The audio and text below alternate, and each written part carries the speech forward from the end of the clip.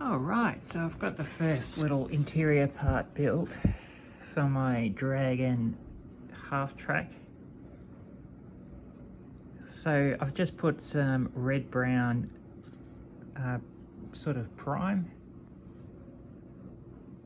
and we'll give the fuel tank and the engine and the battery a hand paint, and then we'll move on to the next part.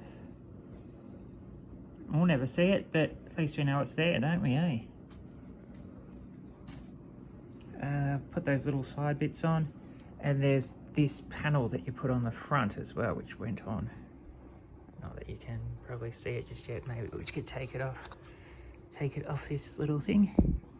So yeah, you got to put a panel there. See that front panel?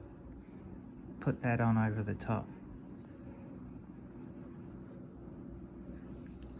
And then that's all ready to go. So we'll let that dry. And then we'll move to the next step. So that's just that first step there.